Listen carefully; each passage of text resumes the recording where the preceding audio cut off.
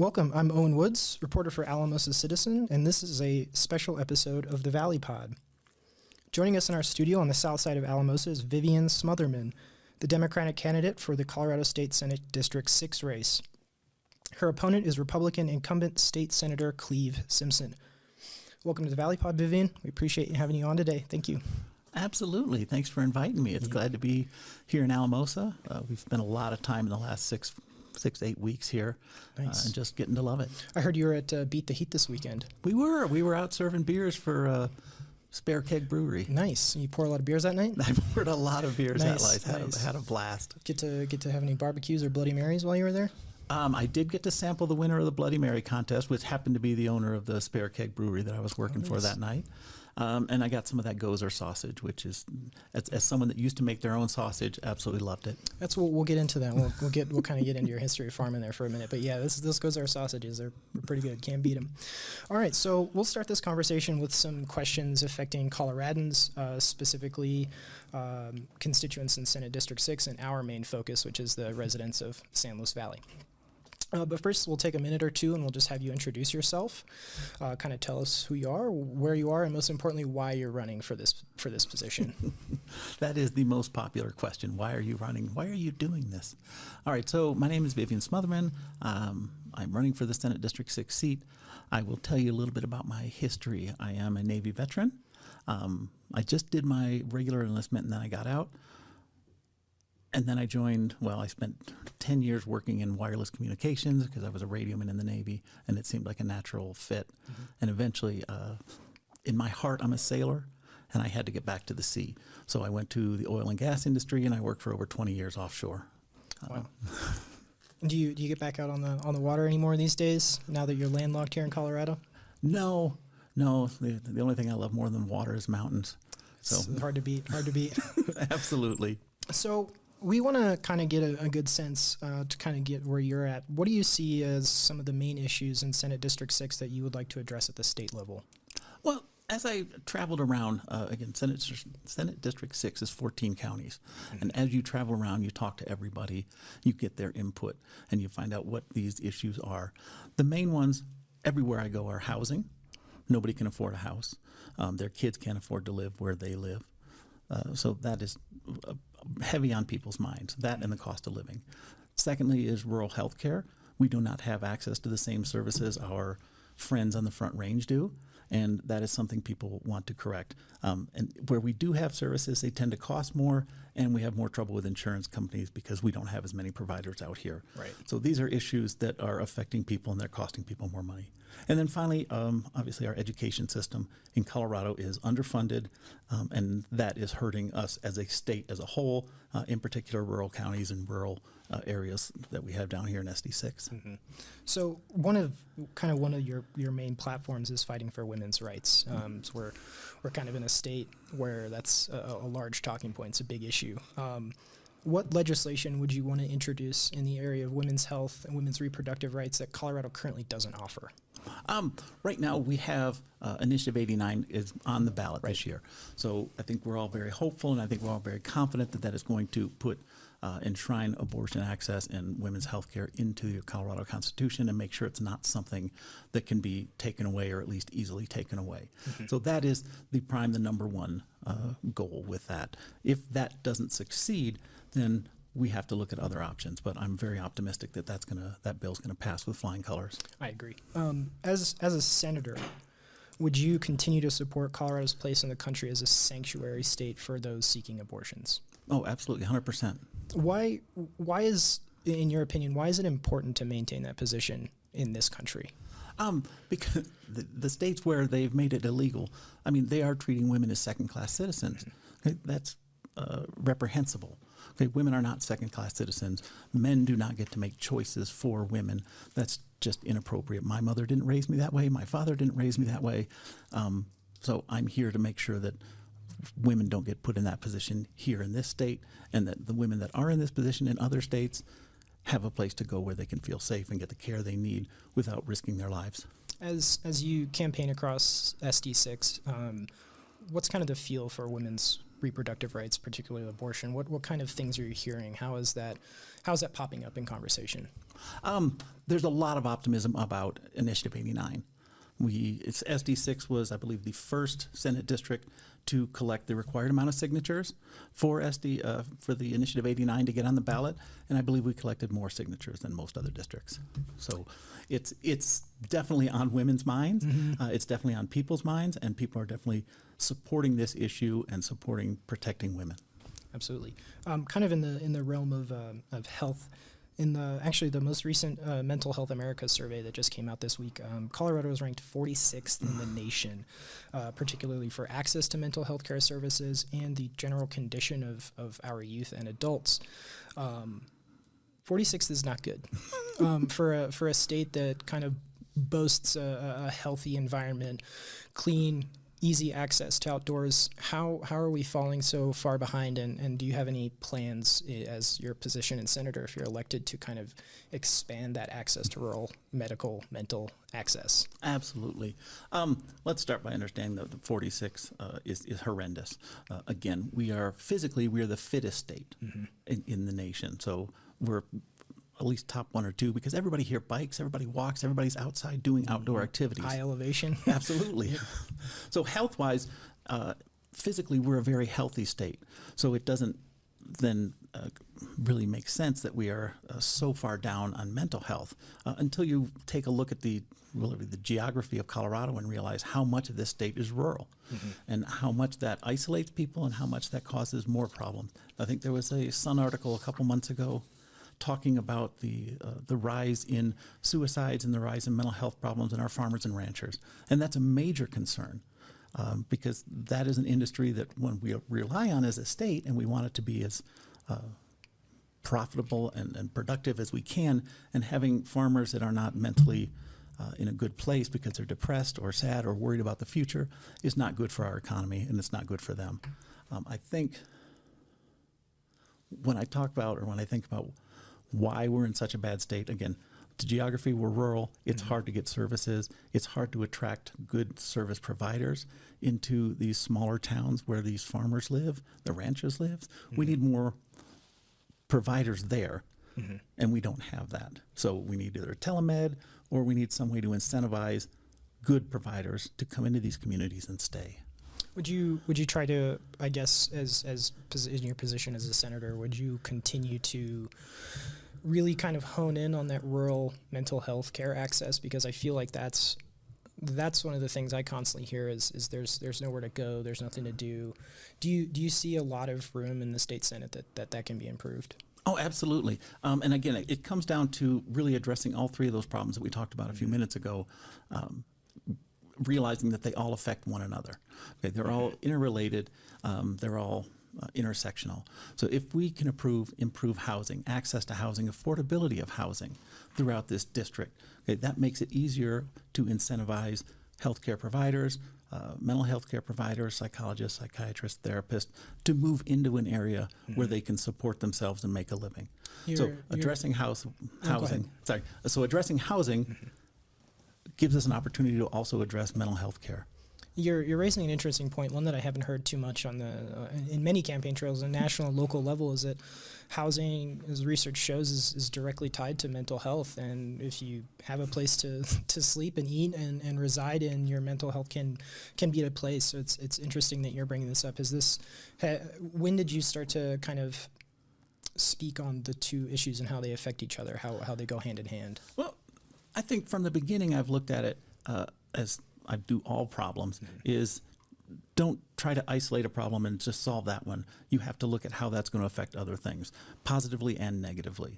And housing is definitely one that if you improve it in a community, that is going to improve the community in a number of ways, a number of facets. Again, incentivizing, bringing people into the community that will stay and that provide skills and services that the community needs to survive and support itself. And so let's actually move on to housing. I have a couple specific initiative questions, but I want to ask you. You are campaigning on affordable housing. This is a two-part question. Why is affordable housing, and you partly answered that with mental health, but why is affordable housing important? And in its current state, do you see that Colorado is in what you might call a crisis of affordable housing right now? Oh, we're definitely in a crisis of affordable housing. I think the numbers for just Denver County alone were that they were short over 70,000 units at this point. Wow. And that's in Denver. So out here in rural Colorado, it is even worse. Durango, where I'm living right now, where I have my house, we got really lucky to find a place when we came back to Colorado, and we found a place we could afford. But I had been working in the oil industry for 20 years, so I had a little bit more resources to buy a house with when we sold our other place. We could afford a house in Durango. My children do not have that option. There's no job in Durango, there's no job in Southwest Colorado that would support the kind of income you need to live in one of these communities. And that's what the real tragedy is, that my kids can't live here, my grandkids can't come live here without a lot of help from me. So I definitely think housing is a huge issue throughout this district. It's kind of a separate issue, perhaps. Are short-term rentals part of that problem? How do you view short-term rentals? Short-term rentals can be part of that problem. It depends on how each community is dealing with them. Durango has a very tight control over short-term rentals within the city itself, meaning they've put a cap on it. I think it's like 7 to 10%, somewhere in there. So it's very small, but it allows that these units are not sitting empty 8 months out of the year just to be used once in a while, where we have workers that literally have to move down to New Mexico and drive up every day just to maintain work because there's no places in Durango. Absolutely. So if you're elected and you want to address affordable housing, do you have laws, policies that you're kind of already running around in your head that you'd like to introduce? I'm not going to introduce anything special. What I'm going to say is that as I've traveled around this district, the wealth of information and creativity that I'm finding in our county commissioners is unbelievable.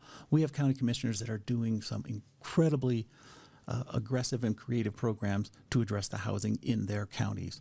And by traveling around and talking to these people, seeing the programs, seeing the houses, seeing the results that they get, those are inspiring. And that tells me that when I get to Denver, those are the people I need to be in touch with. Those are the people I need to be talking to. And those are the people I need to make sure we are funding, make sure that they are getting the money they need to continue those programs, because they're the ones that are on the ground with their boots on the ground that are fixing and addressing this problem. As a senator, my job is to make sure that they have the funding to continue that.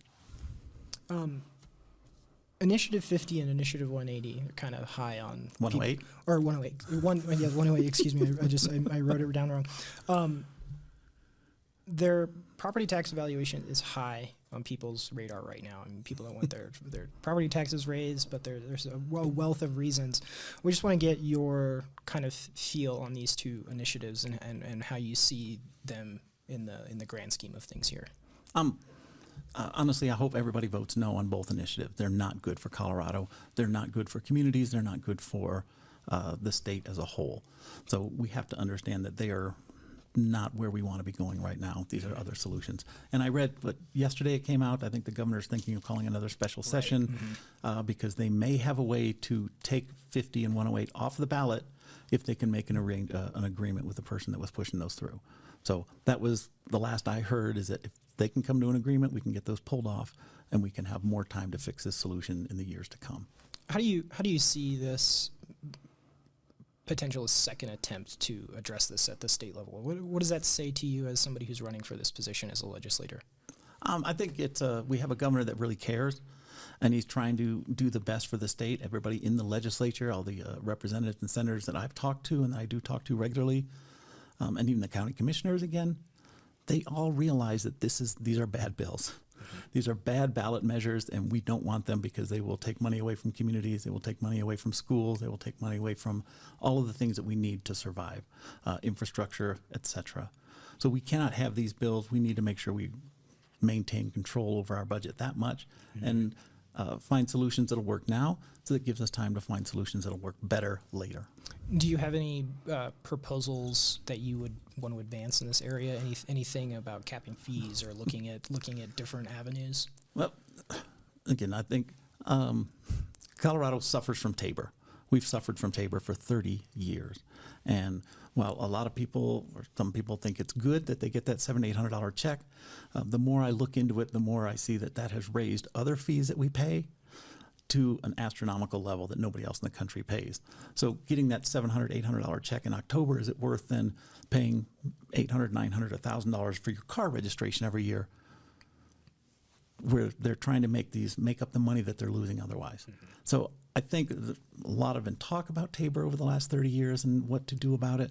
And I think always this conversation about funding Colorado properly has to start with a review and an adjustment of Tabor somehow. If we get rid of it, that would be ideal. That'll be a long ballot fight, but I'm prepared for that fight if we can do it. Excellent.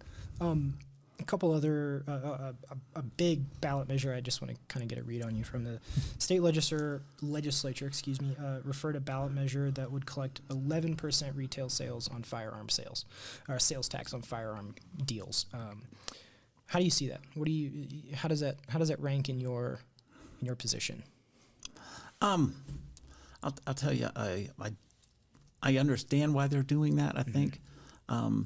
And I'm big for addressing our problem with firearms and violence without taking people's firearms away. I don't think just raising taxes on those particular people is the correct approach. I think, again, it starts with education. It starts with making our education system better, and it's an understanding that guns have their place, and we need to be responsible gun owners. I want to get back to affordable housing. It's a big deal. There's a lot going on, and if you're elected in this position, where in your first days of legislating, where does affordable housing fit? Where do you start to really hammer that home? I think that's really at the top of the list. As I said, I think the Tabor is going to be a long haul fight. Right. Okay, I'm in for it. I'm ready for it. I'm anxious to get on that. But housing, I think, is a much quicker or direct route to finding solutions, or at least finding ways to help the people out there that have solutions. So housing is very much at the top of that list. Getting the money that's necessary to the people that have the solutions is where I'm going to start. So, and also I want to get to public education. Where do you, I guess, what would be a good funding formula that you would support or recommend when it comes to the funding of K through 12 education? Where do you approach that from? Well, let's get them as much money as we can. Let's start with that. Here's the way it's been put to me over and over again. Again, Colorado, by the numbers, is one of the most educated states. I think we're number 3 or 4 in the country as far as educated population. We have degrees. We're smart people. However, our education system is, again, 45, 46th in the nation. And if you look at our teachers' salaries adjusted for inflation, they're the lowest in the nation. Okay, that means that our educating our children is not putting out the children that are ranking us so high in the state's education. That's other people moving into the state that have educations.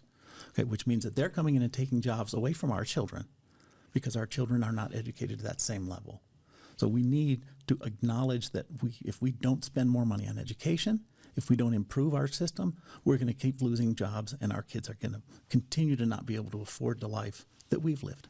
So kind of saying that the line item for education needs to be increased year over year is kind of would be a good approach, or perhaps something that needs to be done that should have been done a while ago, perhaps. Oh, yeah, absolutely. What about the push for universal pre-K? How do you feel about that? Oh, I love it. Yeah, I love it. I mean, again, childcare is another major issue that goes along with the other ones, and it's part of education. I think La Plata County has capacity for less than 50% of the childcare that it needs as a county. Wow. Okay. Archuleta County is about the same place. Cortez and Montezuma County are also in that same place. There's more children than we have childcare available, which drives up the price, and there's a waiting list that is very hard for parents to adapt to. Absolutely. Because you are stuck at home. If you're a parent, you cannot go out and get your job and make your money if you have to raise your kids and pay for them. So if you can't afford childcare for that. So I think having paying for pre-K is a no-brainer. Absolutely. So kind of shift into our final segments here. We want to kind of tap into water, natural resources, and environment. But first, I think how I want to start this out is kind of understanding your background more in oil and gas, just kind of mainly learning or understanding how you got into that business and what you did throughout your career there. Okay. I started in oil and gas, again, over 20 years ago. I laid pipe in the Gulf of Mexico. So we started out pipe laying. From there, I went to ROVs and trenching, where I buried the pipe with remote operated vehicles. I was a superintendent on those vessels. And finally, I spent the last 3 years of my career,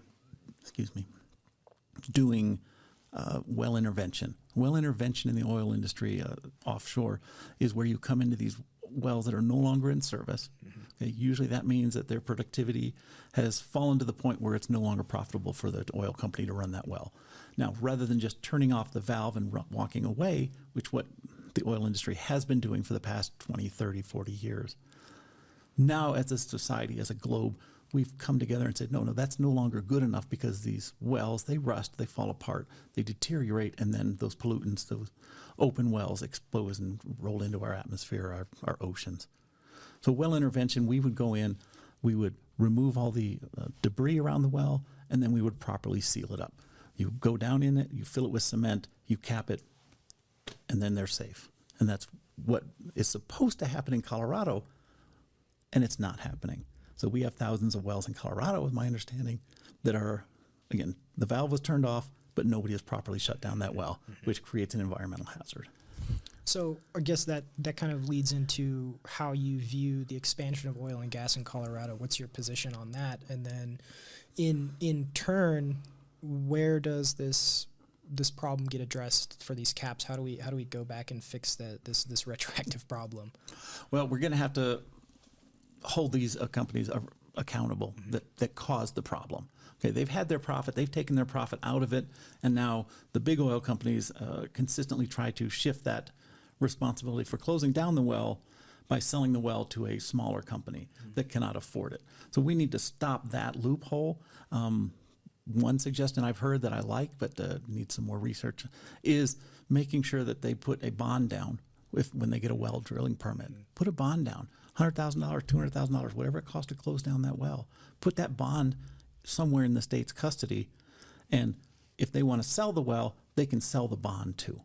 But that way the state always has the money to make sure that those wells can be closed down properly. And so, many Coloradans see the expansion of oil and gas as this economic driver that could be good for us, but others, they see a detriment to the environment. They see a lot of pollutants. They see big oil coming into Colorado's pristine places, fracking. Where do you see the expansion of oil and gas? Where does that fit, especially considering your background? It always has to be a balance. I would love to see a shift to 100% in renewables, but I think the most realistic expectation is that's not going to happen overnight. Okay, we have to progress slowly to that point, while still engaging with the oil and gas industry, but doing it responsibly. Right. Okay, holding them accountable, making sure that they're doing things well, because my 20 years experience in oil tells me they have the technology to do it well. They don't always have the discipline to do it well. If they can shave a few dollars off, they will. So again, holding them responsible, paying attention to what they're doing, have good oversight, and make sure that there's a plan in place to shut down wells responsibly, and even monitor the permits we're giving to make sure that they're not going into some place that is too fragile of an environment for them to be working and destroy it. You think there's room for legislation to restrict those kinds of things, or to make sure that these companies are held accountable by law? Yeah, absolutely. Absolutely. I think we can. We're giving them permits to drill. That has to come with not just, hey, go ahead and do it. It comes with requirements. You can do it under these circumstances. And as long as you agree to that, then we're going to support you. For people who maybe be against the expansion of oil and gas, considering your background, do you see that constituents might have a worry that you could be lobbied by big oil to prevent those kinds of things? I mean, this is just a concern on people's minds. Yeah, and that's where it comes down to trust. I do know how to deal with the oil companies. I have that experience. So you have to look at my entire resume and say, is this a person I can trust to attack the oil companies and defend my environment, my state, or is this someone that's going to sell out? So hopefully you get to know me and you realize I'm not someone that's going to sell out, Right. that I'm much more likely and driven to support the community than to turn on it. So with the recent SCOTUS overturning of the Chevron deference, what do you think can be done at a state level to make sure that regulation can continue? I think what I've seen so far from the state has been outstanding. These communities are coming together, and the state is coming together and trying to protect their wetlands, as one example. And we have the tools, we have the resources, and we have the responsibility. They're the responsible people that know what to do. We just have to listen to them and make sure we're protected that way. Excellent. So after your career in oil, you moved to Texas and started a farm. Well, they were simultaneous. Simultaneous, excuse me. But you transitioned from oil and farming, or oil to farming, where you started a pretty cool program. Could you tell us about that? Yeah. The way, let me real quick clarify. When you work in the offshore oil and gas industry, you typically work about 6 months a year. Okay. So with the other 6 months, we ended up, we bought a property just outside of Austin, Texas, and we lived there for over 15 years. And when you buy property, and the farmers and ranchers here in the valley will understand this, when you have land, suddenly you look at it and you say, there's potential. I want to do something with it. So that started us on the road. We started with 4-H and had our daughter raise pigs, had a wonderful experience with that, and then thought, well, let's raise more pigs. And one thing leads to another, and suddenly you're a pig farm before you knew it. And that's what happened to us. We were a heritage hog farm in central Texas, trying to do GMO-free and organic as best we could. You cannot technically do organic in Texas because there wasn't an organic slaughterhouse available to us. And the rules are such that we couldn't market our stuff as organic that way. But during that time, and this is what you were getting to, we started a nonprofit to help farms. Particularly, it started with Hurricane Harvey that rolled into Texas, and it wiped out not only our farm and fences, but a lot of our friends' farms and fences. And it took a lot of work and a lot of manpower to clean up the debris, put the fences back up, and get the animals back in their pen. So having been there and having the personality that I do, it was easy for me to make the phone calls, to organize the people, to get everything in motion, to provide people and equipment to go out to these farmers that were around our area that had gotten devastated, to take trucks and trailers out there to load up the debris, the dead wood, the trees, all the trash that had flown in or blown in, and then also rebuild their fences and help them in whatever way we could. So by doing that program, which we did again, starting with Hurricane Harvey, it led to what else can we do to help these farmers? One of the big concerns we had, what we noticed when we first moved there, and we made all these mistakes from day one. We bought the land. We had just a small place, 10 acres. And then we spent $25,000 to hire someone to come in and clear this 25 acres, or this 10 acres, which was an enormous amount of money that, in retrospect, we didn't have to spend because I, as someone without any real farming experience, was not going to be able to keep that 10 acres cleared before it would overgrow again. So that was a lesson learned. And something that we took then with the nonprofit and brought that to other farmers. When they would come out to the country, we would try to catch them before they made these mistakes that we made. And we would say, slow down. We're going to help you become successful. We're going to help you become sustainable, hopefully without you sinking yourself into $100,000 worth of debt. So don't clear all of your property, whether it's 10 acres, 20 acres, or 50 acres. Clear 1 acre. Plant 1 acre. Harvest 1 acre. Learn those lessons. And when you're ready, go to 2 acres or 5 acres. But do it in a step process. Don't try to do it all at once. Additionally, don't go out and spend $50,000 or $100,000 on a tractor. Right. Your neighbor has a tractor. He's a nice guy. Take him a gift and say, hey, can I borrow your tractor for an afternoon? Amazing how many farmers are willing to do that. Well, there's a camaraderie that I think is easily tapped into, but it's also it's so neighborly. Even though your neighbors might be a couple miles apart, it's so neighborly. But I'm curious to see or to hear how your lessons farming and particularly in Texas, how that's shaping your conversations with constituents in this very rural agricultural place. Oh, you're absolutely right. This is an incredibly agriculture-heavy district. It allows me to talk to them because I know their experiences, I know their hardships, and I know ways to find solutions for them. I know where their concerns lie, and I can, again, sympathize with them and help find solutions to them. So it's been really good to have that experience as I've traveled around, and I can talk to farmers on their level, talk to ranchers on their level, and understand their problems. So that makes a difference. Just having someone that they can talk to that understands them makes a huge difference for them. Absolutely.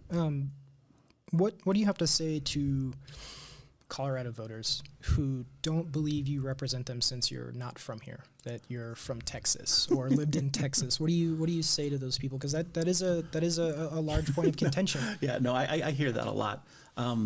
Two things. I grew up in Colorado. Right. Okay, so loved it. I moved away when I joined the military, and then it literally took me 20, 30 years to come back here. I did own a farm in Texas, and I was working on it because that's where the oil and gas industry is. But literally, I've spent the last 20 years working all over the world and only spending that off time back in Texas. So while I was living there, I've always been a Coloradan at heart, and it's taken me this long to get back here. And now that I'm back here, I'm at a point in my life where it was a wonderful opportunity to say, how can I give back to this community that has given me so much? Because I am the person I am today because of growing up in Colorado and the things and the lessons and the life that allowed me to really explore and live. Absolutely. I think once you're from here, you're from here. Yeah. You know? So I want to get another gauge on that. As with agriculture in this rural area, Colorado River, Rio Grande River, where would you say your comfort level is in the area of water issues, particularly in the upper Rio Grande Basin? My confidence in my understanding of the issues and the problems, it grows every day. I've made a lot of, when I entered this race, day one, I was told, you have to know water in this district. Okay, so I went out and I've learned water. Okay, I've gone to the conferences, I've gone to the meetings, and I pay attention. I read all the articles. I'm not the best expert in the world on it, but I'm aware enough that I understand how these systems work, who's controlling them, what the status is now, and what we're looking for in the future. Obviously, next year we're renegotiating or talking about the Colorado River Compact, which is going to be a huge mess. Yes. Yeah. My understanding, again, went to a water conference a few months back up at the Southern Ute tribe, which is a great event they put on. And they talked about how it's supposed to be an even split between the upper basin and the lower basin for the Colorado, but historically the lower basin is taking a third or more of our water from the upper basin just because we haven't been using it. They say, oh, well, it's left over, you didn't use it, so we get to use it in downstream. That's hurting our farmers because our farmers are really struggling to get enough water to raise their crops. We have farmers that are transitioning away from water-heavy crops to water-light crops just because they don't have enough water. But we're losing so much water down to the lower basin because we're not using it right away that needs to be addressed and fixed. The Rio Grande is pretty much in the same spot, is that we have a lot of good water, but we have a lot of people that want it too. Right. So a lot of downstream obligations. A lot of downstream obligations. I was following the Supreme Court case for the Rio Grande Water Compact. I've forgotten. I'm not sure where. I haven't heard a result for that yet. Yeah, right. The Supreme Court did not agree in the state's favor, which kind of opens a lot of doors that I don't think people wanted open. But where with kind of this world you're entering, where do you see water management heading? What does the future of water management look like from a legislative perspective? Water management is going to be incredibly important, but it's not a single point system where one group of legislatures is going to solve it. Right. Especially when you're talking interstate compacts. Most of this is controlled by the federal level. The state has a lot of influence on it, and it definitely has a lot of influence on supporting programs that conserve water, supporting farmers in those same senses, and CSU is doing an amazing job of that. So as a legislator in Colorado, it's paying attention to what's going on at the federal level, putting as much pressure on them as you can to protect your water resources and protect the people in your district from losing any water, and making sure that the state and the people are getting compensated for all the water that's going downstream that we no longer have access to. Right. And I guess perhaps how do you feel, or what do you think the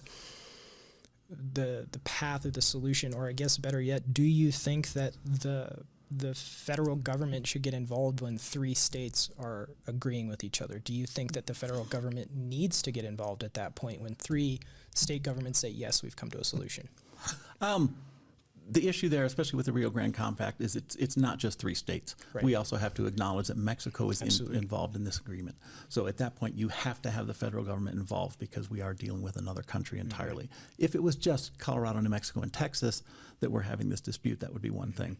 But the fact that we have to acknowledge that Mexico is there, we have to acknowledge that we are supplying them as well, means that we have to keep them involved. So hope that answers the question. Yeah, no, absolutely. Mm-hmm. Yeah. Where? I'll just move on. I'll move on from water. We want to address something a little more sensitive of your campaign. We would just want you to kind of discuss it further. After the Democratic Legislative Campaign Committee announced that your campaign was one to watch, in your announcement you said you were fighting the millionaire incumbent Cleave Simpson. Campaign finance reports show that roughly like $3 million is in debt on ranches in Colorado. And it's not uncommon, especially San Luis Valley ranches, where people may be rich in assets, but with major debt. What are you implying in that attack ad, and do you take debt into account?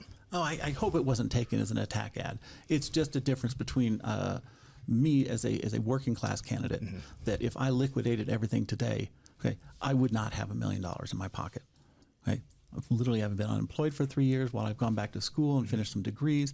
I'm self-funding this campaign to a small extent, and we're raising money elsewhere. That's a working class candidate to me. Whereas my opponent is a wonderful man. Everybody likes him. I like him.